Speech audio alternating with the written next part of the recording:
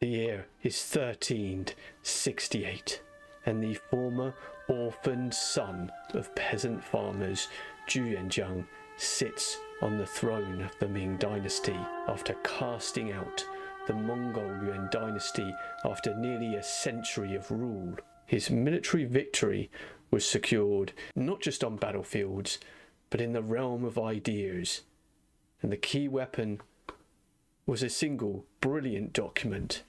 This is the Proclamation to the people and the officials of the Northern Plain, and this is one of the most effective pieces of political propaganda in Chinese history, and one of the most effective I've ever read, full stop. It was written immediately after Jude had consolidated power in the southern Yangtze region and was about to turn north, sending his northern expeditionary force to remove the remnants of the Mongol Yuan Empire in the northern plain, calling on Song Lian, a former official living in semi-retirement, one of the many overlooked scholars he drew to him, to write it. The proclamation had multiple goals. First, legitimize his claim and justify his march north. Second, to reassure formerly cooperating Chinese that clemency would be granted to them. 3. Remind Chinese people of their rightful claim to the entire territory, both the Yangtze region in the south, which Zhu had already reclaimed, and the northern Yellow River Plain, which was still in the hands of the Mongols. 4. Reassure that the settled Mongols and so-called Semu people, many of whom may have been of European mixed Central Asian descent, would be granted clemency were they to put down their arms. All of this to make the march north and take over China from the south, a feat which had almost never happened in the thousands of years of Chinese history. Everyone knew that the north took the south, which is what had happened in all previous unifications after a split of the north and south or disintegration. Under the Qin this had happened, under the Tang and eventually the Manchus this is what had happened. As you can see, the to-do list for this proclamation was long, and we will break down this proclamation, its rhetorical genius, and see how it's the perfect tool for a self-made ruler whose own life story, from beggar to emperor, is one of history's most incredible feats. Since ancient times, emperors have ruled the world with China at the centre, controlling the surrounding barbarians. Never has it been heard that barbarians ruled China to govern the world. Since the fall of the Song Dynasty, the Yuan, originally northern barbarians, have ruled China, and all within the four seas have been subject to them. This was not due to human effort, but heavenly mandate. At that time, wise rulers and loyal ministers could manage the realm, yet scholars and men of insight still lamented the inversion of proper order. Since then, Yuan officials have disregarded ancestral teachings and disrupted social norms, with events like replacing the eldest with the youngest, regicide by subjects, fratricide, incestuous relations, and mutual corruption, violating the fundamental ethical principles, ethical relationships between father and son, ruler and subject, husband and wife, and elders and juniors. How can such behaviour serve as a model for the world? Subsequent rulers became negligent, losing the path of ruler and subject, with power usurped by ministers and the judiciary filled with resentment and cruelty. Thus the people's hearts turned against them, and uprisings erupted, causing countless deaths and suffering. Although human actions contributed, it was heaven's will abandoning them. The saying, barbarians cannot sustain rule for 100 years, has proven true today. Now, with heaven's rotation, the central plains are resurgent. Among the masses, a sage is destined to arrive, expel the barbarians and restore China, establish order and rescue the people. It has been over a cycle since then, and no ruler has brought peace and prosperity. You have lived in constant fear and uncertainty, which is truly pitiable. Currently in the regions of the Yellow River, Law River, Guangdong and Shanxi, several strong leaders have forgotten their Chinese ancestry, embracing barbarian names and titles as honours. They claim Yuan titles for personal gain, relying on their numbers to demand the throne, acting arrogantly and remotely controlling the court. Some, with fewer voices, rely on fortifications and bribes, aiming to grow their strength and wait for opportunities. These are the people of Guangdong and Shanxi. Both began by claiming to capture rebels, but ended up seizing military power. After eliminating the rebels, they became arrogant, with no intention of serving their ruler and protecting the people, instead becoming the greatest threat to the populace. None of them are true leaders of China. I, originally a commoner from Huaiyou, was chosen by the people amid the chaos to lead an army across the Yangtze and establish a base in Nanjing. Over 13 years, from Sichuan in the west to the sea in the east, from Fujian in the south to Hunan, Hubei and the Jianghuai region, all have been incorporated into my domain. With the South pacified, the people are somewhat stable, food is sufficient, and the troops are well trained. My eyes are on the people of the central northern plains, who have long been without a ruler, causing me deep concern. I humbly accept heaven's mandate, daring not to rest, and intend to send troops north to drive out the barbarians, rescue the people from suffering, and restore the dignity of the Han administration. However, I worry that people may misunderstand and see us as enemies, fleeing with their families and worsening their plight. Therefore, I proclaim this in advance.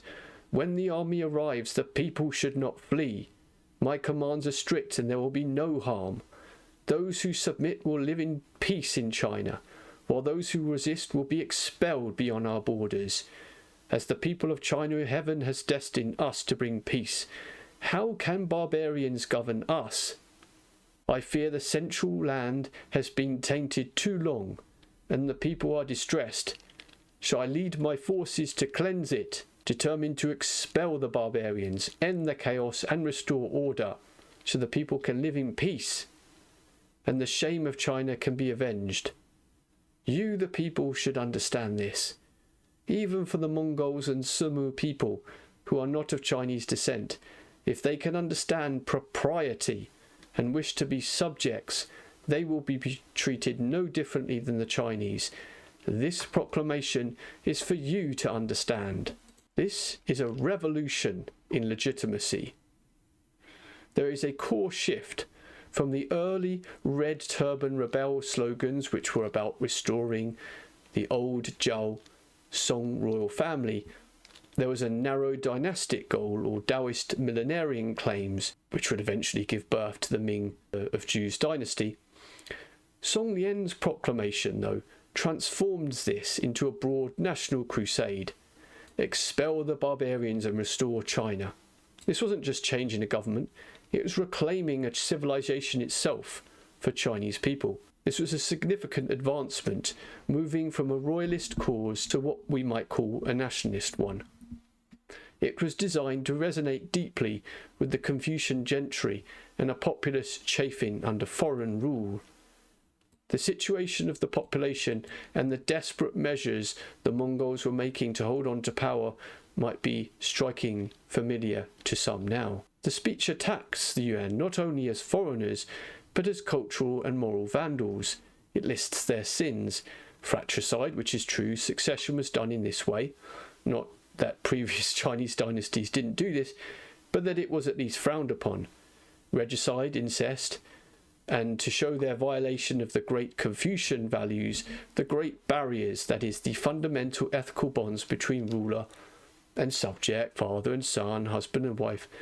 The Yuan hadn't just conquered, they had upturned and made an inversion of proper order. The purpose of the northern expedition to the Central Plains, therefore, became to re-establish order. In Zhu's own lifetime, this very clear need for order would have rang true with everyone. From 50 years before, in 1296, the Great Jin Kingdom Rebellion in Guangzhou in 1337, and the rebellion by So Huonyu in Laodong in 1348, as soon as one rebellion was suppressed, another would arise. This series of resistance movements, though with varied causes, had a single goal: to overthrow the corrupt government. The Red Turban Rebellion was a continuation and development of these movements. This speech, though, represents a pragmatic alternative to the Red Turban Rebellion's own millenarian Buddhist promises, of which Yuanzhang seemed to have had Buddhist leanings at the beginning, after meeting Confucian scholars less so. This speech offered not a mystical paradise, but a return to known stable social rules. This was the orthodox Confucian thought of 1,000 years, mobilized as a revolutionary force. The document also meticulously dismantles Zhu's own rivals. It targets two specific generals would have sprung to mind for people: He Luo, a Han Chinese who took a Mongol name, and the speech condemns him for embracing barbarian names and titles as honours, painting him also as a traitor to his people, unfit to lead, and Guansan, condemned for causing internal strife and disloyalty. By doing this, Song Lian clears the field. All other contenders have disqualified themselves as either morally corrupt or traitorous to the people. This leads then on to the pivotal question: who then should rule? The answer is a masterstroke in personal branding. I, originally a commoner from Huayo. Why choose this phrase? In a world of aristocratic claims, his humble origin became his ultimate virtue, proof that he was chosen by heaven, the people, not by birth. Furthermore, every single literati worth his salt was well aware of the precedent Zhu had for this. Liu Bang, the founder of the long-lived Han Dynasty, which would solidify Confucian values and influence and stabilize China after the unification and rapid fall under the Qin in 221 BC, was renowned for being a commoner, a son of peasants. If that man could found a dynasty which lasted 400 years, perhaps this man could. He had, after all, already taken the south, and scholars such as Song Lian had flocked to him. This leads to the final achievement of the document. Its persuasive power made possible one of the rarest feats in all of Chinese history, a conquest of the north from a southern base. He faced not only the Yuan remnants, but a deep suspicion of the northern populace and gentry towards yet another southern rebel. Most of the rebellions in the past 50 years had occurred in the south. And furthermore, the sunk costs of collaborators who would have feared for their lives. Song Lian's proclamation was the key that unlocked the north. And how did the conquest go? Well, the plan was to advance step by step. The first step, from the start of the expedition of January to the first year of the Hongwu reign in 1368, took just 3 months to pacify Shandong. The second step was to capture Henan from the direction of Shandong, move south to take Shanqiu in Henan and Suzhou, joining forces with Deng Yu's army to outflank Bianliang in Kaifeng, Henan. General Feng Sheng captured Tongguan, forcing Li Siqi and Jiang Liangbi to flee. This occurred between March and April, the first year of the Hongwu reign. And during this time, this march north, Yuanzhang repeatedly emphasized discipline and explained to his officers and soldiers the purpose of the northern expedition. The goal was not just to merely conquer territories, but to overthrow the corrupt government and alleviate people's suffering. They were instructed not to kill indiscriminately, loot property, destroy houses, or damage farming tools. They were also forbidden from killing draft animals or abducting people. Any abandoned children taken in must be returned immediately if their parents or relatives. This peace and this effort turned the north from a fortified bastion into a collaborative space. The Northern Expeditionary Force, as Wu Han, the biographer of Yuanzhang, argues, advanced smoothly because more and more people surrendered, laid down their arms, and even turned on the Mongols. So what is the ultimate legacy of this document? It was a catalytic tool that made a geographical and historical anomaly possible. The South conquered the North because this speech first conquered hearts and minds, neutralizing resistance before a single battle was fought. It was also Yuanzhang's ideological coming of age. It erased his Red Turban Rebellion roots and inscribed in history a sage king restorer. The man promised to restore the dignity of the Han administration. And he would go on to build one of history's most centralized bureaucratic states, the Great Ming. Finally, it reminds us that the most powerful conquests are often in terms of narratives.